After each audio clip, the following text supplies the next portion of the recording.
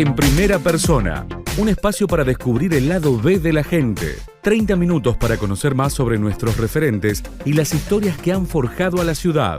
Con la conducción de Fabián Petenati y Nicolás Chetam. En primera persona. Lo habíamos anunciado, vamos a hablar sobre la plaza central de la ciudad de Río Cuarto y para ella tenemos la presencia de dos historiadoras como Beatriz Angelini y Susana Bertorello. Muchas gracias por venir, buenas tardes. Hola, buenas tardes, gracias por invitarnos. Bueno, y un trabajo que han hecho hace ya un par de años, pero que vale la pena recordar por la importancia, por la trascendencia y también un poco porque marcaron un camino, una huella que es probable que hoy estén continuando otros docentes, que es también trabajar con las personas en situación de discapacidad. Coméntenos un poquito de qué trata, no sé quién arranca, Susana, Beatriz. Susana, bueno, adelante. Inicio. La primera aclaración es que si bien trabajamos sobre la plaza, no es que hicimos una investigación histórica sobre la plaza, sino que teníamos una inquietud con Beatriz, que era la profesora titular del área de formación docente del profesorado de historia. Yo estaba como ayudante de ella y la preocupación nuestra era pensar en esta cuestión de formar a los futuros profesores de historia en la inclusión educativa. Esto de enseñar historia a personas que están en situación de discapacidad.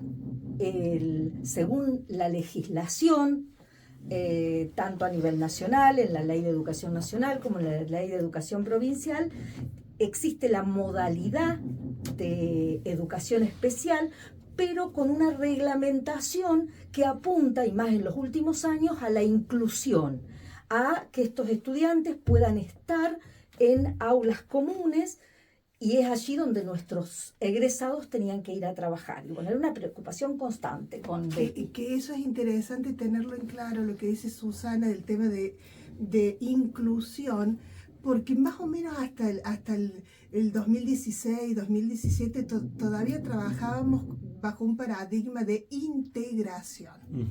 Y ahí es como nosotros cuando trabajamos con esa práctica sociocomunitaria en el 18 y el 19, es como que vamos a caballo de ese concepto de integración que está empezando a transformarse por el de integración, inclusión, Claro. a tal punto que en el 19 vemos que el Ministerio de Educación de la provincia de Córdoba va a establecer la obligatoriedad de la inclusión de los chicos con diferentes capacidades a la escuela común.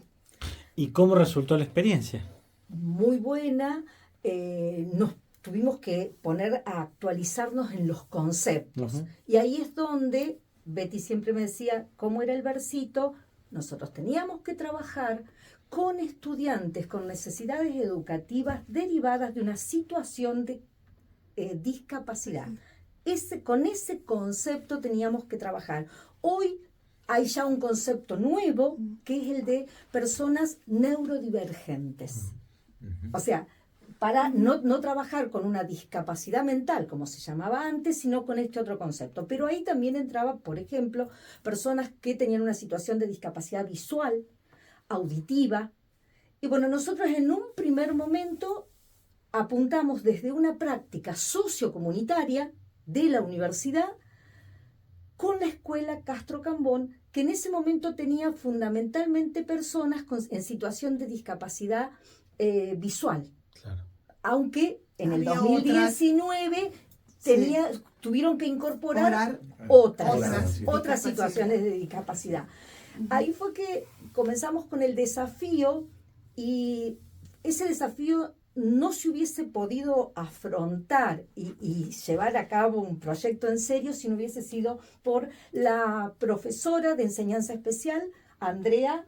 No me acuerdo, de la escuela Castro Cambón, que aprendimos muchísimo con ella y tampoco se hubiese podido llevar a cabo sin la predisposición, pero así, total, de los estudiantes de historia de ese momento, en las materias de práctica de la enseñanza y didáctica. Claro, porque es una cuestión muy difícil. es complejo, diríamos, enseñar la historia a unas personas, como decir, con necesidades. Y además porque queríamos es como abarcar varias cosas, porque era el trabajar con el tema de la discapacidad, que nuestros estudiantes en formación para ser futuros profesores pudieran pensar qué contenidos escolares enseñar, qué actividades plantear. Nosotras como profesoras, con la profesora Andrea de Castro Cambón, también tomando decisiones y discutiendo.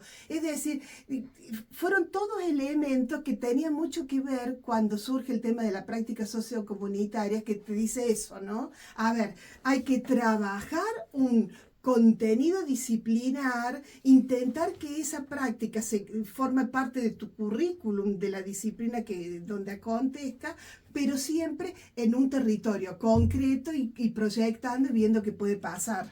Y cubriendo una necesidad de la institución donde íbamos. Sí o sí había que cubrir eso. ¿Y por qué tomaron la Plaza Roca, que fue como uno de los ejes del trabajo? Porque allí nosotros partimos siempre de la idea que ¿por qué enseñar historia en el colegio secundario? Esa es una de las preguntas. Y entonces siempre se piensa que la enseñanza de la historia está en relación con el desarrollo de la capacidad de pensar socialmente la realidad en que vivimos. Partiendo de allí, la historia es una ciencia social. ¿Y cuál sería el aporte de la enseñanza de la historia a ese pensamiento social? Poder pensar históricamente la realidad en que vivimos. Y el desafío era, bueno, a ver, una persona en situación de discapacidad también puede pensar históricamente la realidad en que vive. Y ahí se nos planteó pensar en nodos identitarios de la ciudad para poder comenzar por algo concreto, cercano a los estudiantes. Esta enseñanza de la historia se daba dentro de lo que era el área de ciencias sociales del secundario de educación especial que funcionaba dentro de la escuela Castro Cambón. Entonces, a partir de allí, poder pensar esto de los nodos. Y dijimos, ¿con cuál comenzamos? Y pensamos que la plaza podía llegar a ser un elemento importante. Trabajamos con la plaza central en el primer año, el año 2018, y con otros nodos en el año 2019. La primera experiencia fue con la plaza. Y una de las cosas que nos sorprendió la escuela y la profesora Andrea, es que nos dijo, hay una sola de los 10 alumnos que había que no ve nada. Los otros ven algo. Por lo tanto, hay que potenciar eso poco que ven. Entonces, bueno, pensamos en la plaza y pensamos qué cosa, qué elementos trabajar, y entonces partimos el primer año con trabajar el tiempo histórico para después en el otro año hacer más hincapié en el espacio geográfico. Y en esto del tiempo, qué cosas cambian y qué cosas permanecen. Y por qué hay cambios y cosas que quedan igual. Que los estudiantes tomaran conciencia que no se da naturalmente el proceso de que algo no cambia y que otra cosa sí cambia, sino que las cosas cambian o permanecen porque una persona, un grupo de personas tienen intereses y deciden que algo cambie o algo no cambie. Ese fue el eje para trabajar en este proyecto. Y además un lugar que es emblemático de la ciudad, porque está, no sé, desde sus orígenes, la plaza, digamos. Sí, además esta cosa de poder partir de aquello conocido por todos. Por todos, claro. ¿No? Pero que a la vez también es un espacio conocido por todos, pero que también muchas veces ignoramos cuestiones significativas del lugar. Nosotros en ese momento lo que trabajamos fue ver la plaza en 1905, en 1945, en 1995 y en el 2018. ¿Por qué tomamos ese punto de inicio y no los orígenes de la plaza? Porque los chicos ya habían trabajado con la profesora alguna cuestión de la fotografía. Entonces, la foto más antigua que nosotros encontramos de la plaza es de 1905. Y a ver, es difícil contar una foto en la radio, pero por ahí, para el que está escuchando y quiera hacer el ejercicio de conocer un poquito cómo era la plaza. Claro, y entonces, bueno, la descripción, o sea, trabajar mucho, ¿cuáles eran? Siempre prestando atención a los consejos que nos daba la maestra de educación Claro. especial, la descripción. Que a veces en historia la descripción está como un poco No bien visto. no bien vista, ¿sí? Entonces ahí con estos chicos teníamos que trabajar con estos estudiantes la cuestión de la descripción. Además, algo importante que cada momento lo trabajamos con videos que organizaron nuestros estudiantes. Entonces uno también decía, videos, si son chicos que no pueden necesariamente ver, Claro. pero al video se le agregó música, Claro. se le Sonidos. agregó sonidos, se le agregaron aromas. Claro, está bueno y, eso. y de la foto esa de 1905, que es el comienzo, diríamos, Sí. ¿hay algo que nos sorprendió, diríamos? La cantidad de árboles. Claro. Los árboles que había. en La ese cantidad momento. de árboles que tenían la plaza, que eran las casuarinas. Ujú. Que Los caballos y los carros que andaban por la plaza. Claro. tuvimos una primera salida donde fuimos a ver cómo era la calle en ese momento, que los hicimos ir ahí frente al El Consejo Consejo Deliberante, Deliberante. y ellos pudieron tocar la diferencia entre cómo era la calle en ese momento Claro. y cómo Con es los ahora. adoquines. Con los Los adoquines adoquines. y el pavimento de ahora. Claro. El pavimento Y de fuimos, ahora. hicimos una visita a la plaza. Y ahí quedamos muy sorprendidos con los estudiantes de historia, porque no me quiero olvidar de ellos Sí. en este momento. Cómo rápidamente captaron, más allá de que tuvimos una jornada de ambientación, Sí, al donde principio. el colegio nos hizo de sensibilización. Sensibilización. Tuvimos que estar todos con los ojos vendados Claro. y tratar de hacer cosas Dentro de la escuela. Claro, sí. como para poder pensarnos en eso. Y cómo los chicos en muy poco rato cortaban el tráfico para que los estudiantes del colegio pudiesen pasar. Una serie de cosas Acompañan. que como cuando uno proyecta algo y lo trabaja bien, todos se unen para eso.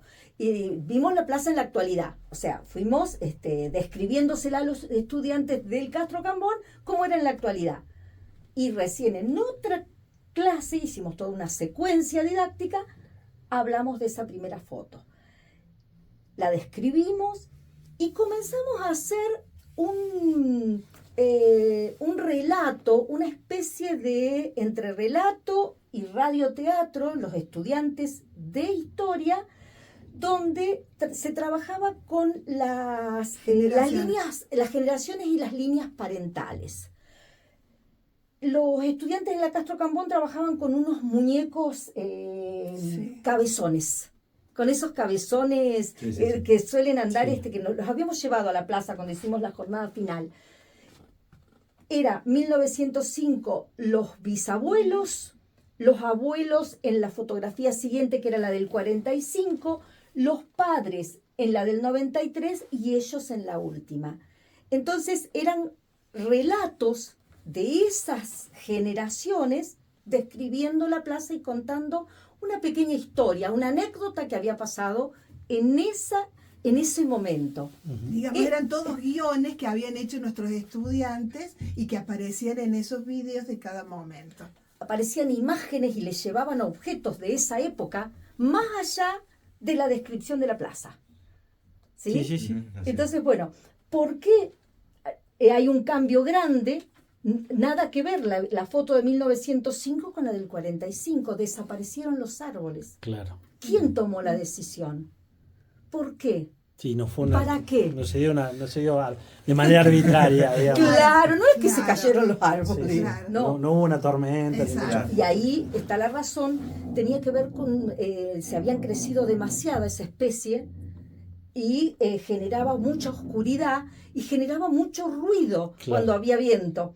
Entonces, bueno, entre esas son las cosas que nosotros encontramos. Y ahí se, digamos, de alguna manera se sacan esos árboles y se los reemplazan. Claro, pero hay menos. Pero hay muchos menos. Bueno. En la foto se puede ver. Vamos a hacer la pausa y después nos cuentan qué se reemplazaron, por qué se reemplazaron esos árboles que retiraron.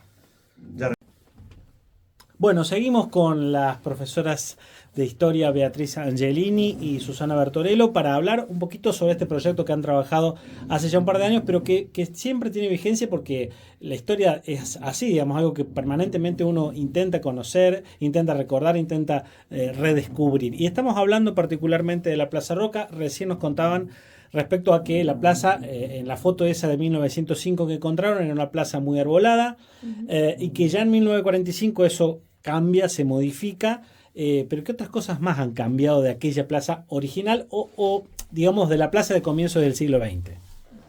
Sí, una de las cosas era que se veía mucho más todo lo que había alrededor. La catedral mucho más clara, aparecen vehículos. Claro, Eso...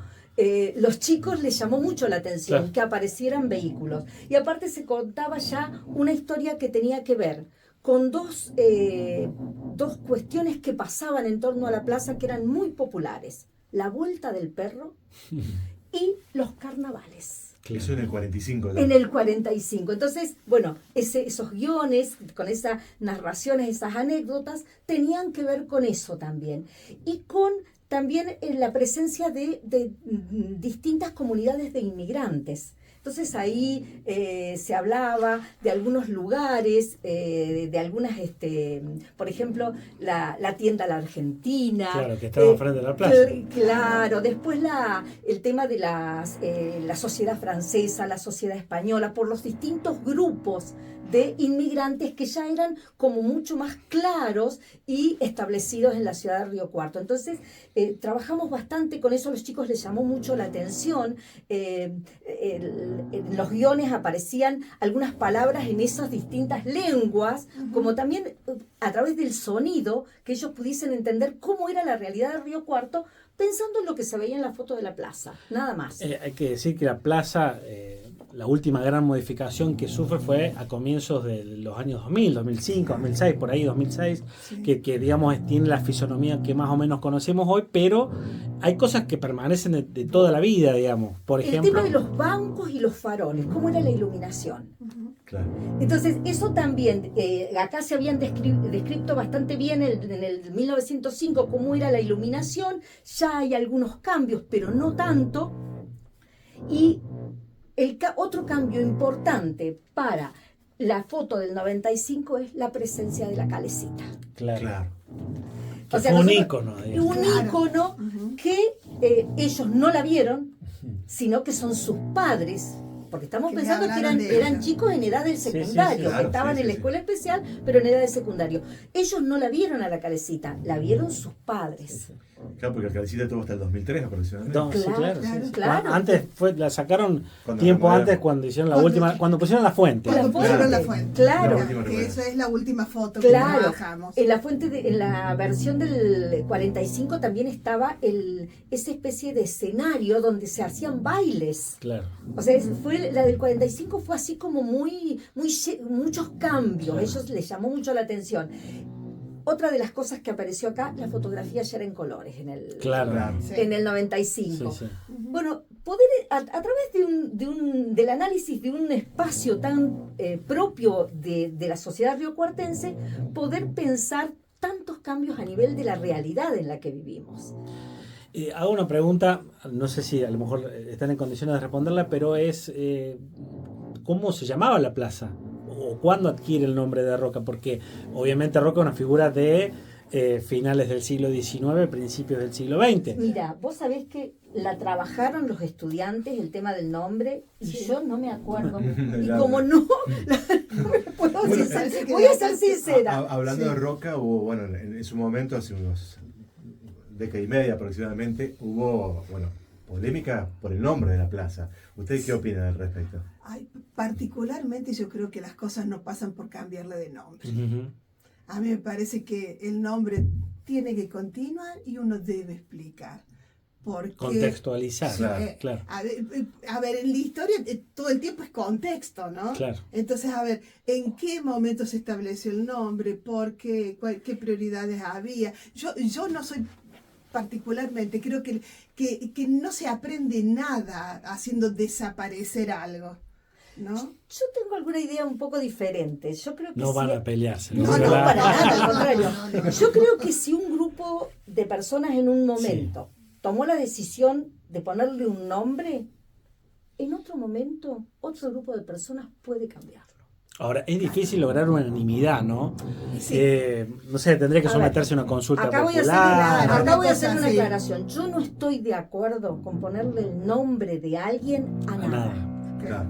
Creo que el idioma español tiene una variedad de palabras que reflejan muchas cosas buenas de la Como especie para poner humana, nombres propios. como para poner un nombre Ahora, propio. con ese Tema que criterio, historia, claro, digo, tenemos estamos llenos de cuántas nombres plazas San propios. Martín, Sí. Belgrano, Sí, Sarmiento. sí, estamos llenos de ¿Lo nombres sostenés propios. para todo o solo por Roca? Yo lo haría con todos, Está ¿sí? Pero es una idea No, está bien. Sí, sí, sí. muy Pero es mía. interesante que lo plantea alguien que Claro. está relacionado Claro. con la historia. A ver, Porque Sí. nosotros también tenemos alguna posición bastante distinta a lo que podría pensarse con respecto a las efemérides, por ejemplo.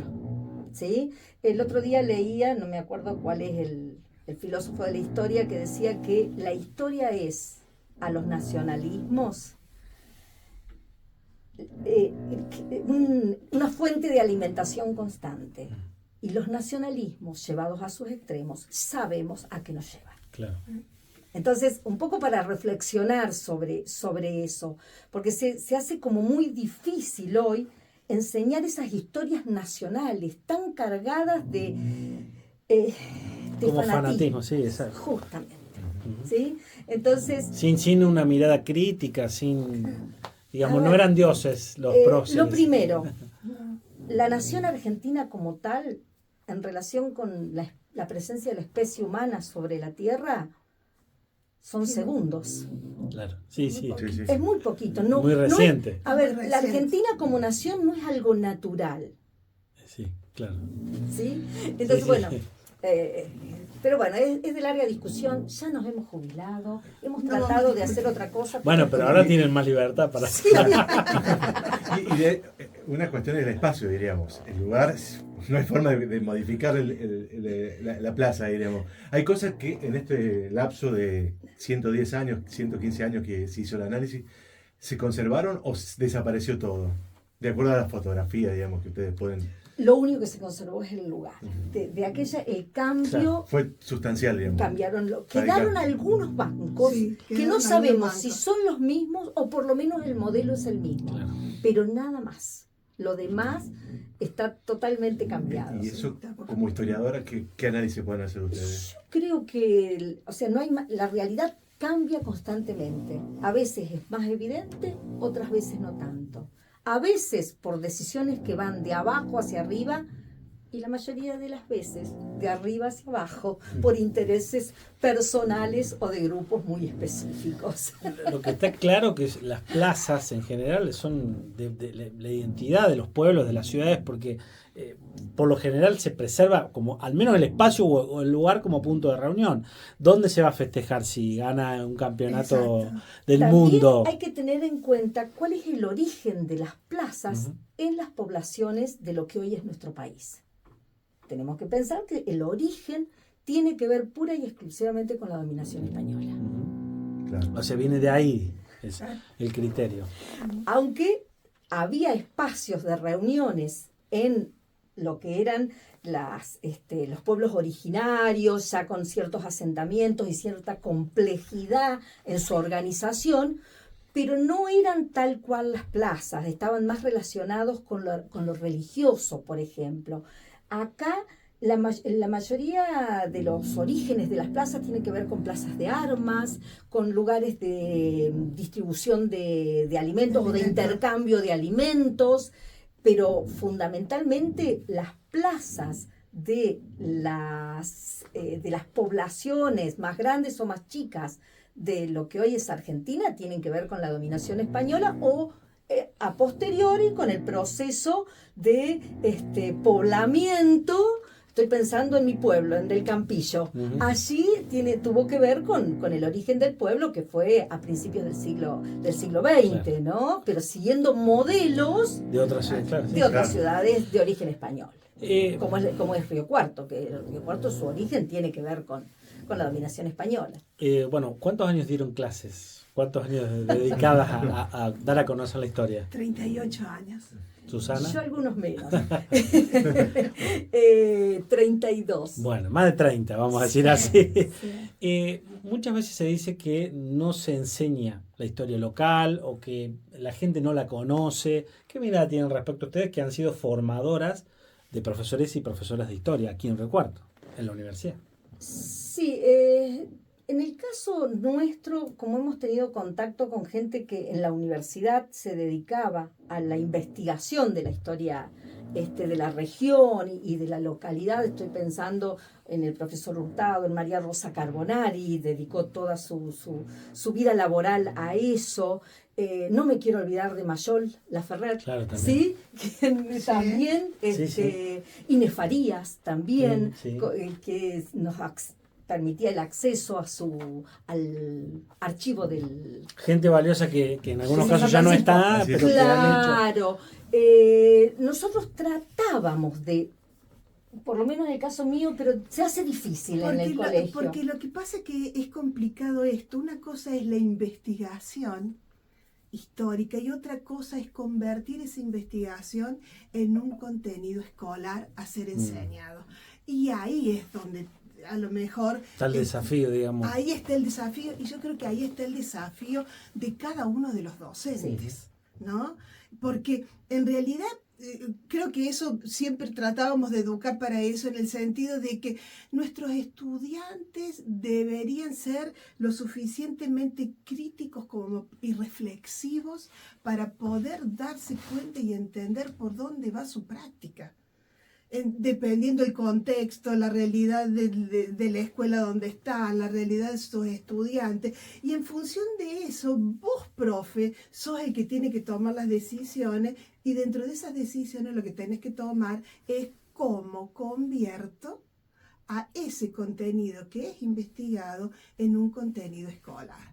Y eso por ahí es difícil, porque por ahí termina siendo o más fácil o no sé por qué motivos, termino enseñando con un manual o termino sumando una fotocopia de acá y de allá, ¿no? Y realmente construir un conocimiento escolar es mucho más, porque ahí es cuando vos tenés que ponerte y tomar las decisiones de qué quiero enseñar, para qué quiero enseñar, cómo quiero enseñar, a quién estoy enseñando. Y también influye mucho la demanda de quién asiste a la escuela. En el caso mío, toda mi trayectoria, trabajé muy poco en colegios de adolescentes, trabajé todo en colegios secundarios de adultos y en la formación de maestros en el Menéndez Pidal y en la universidad.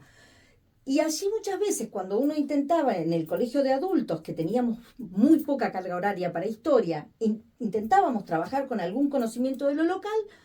¿Y cuándo vamos a ver la historia de San Martín? Era el requerimiento de ese adulto que venía a buscar la historia de San Martín o la Revolución de Mayo. Y entonces cuando uno quería hacerlo desde otro lado, él pensaba en profundizar lo que había aprendido en el primario. Entonces también nos encontrábamos con eso. Y también sabemos, desde el Ministerio de Educación, una currícula, un diseño curricular con el cual cumplir. Que no hay forma de modificar desde abajo. Claro. Se hace difícil. Yo creo que me parece que pasa mucho más ¿no? Que los profesores tienen que trabajar juntos. Sí.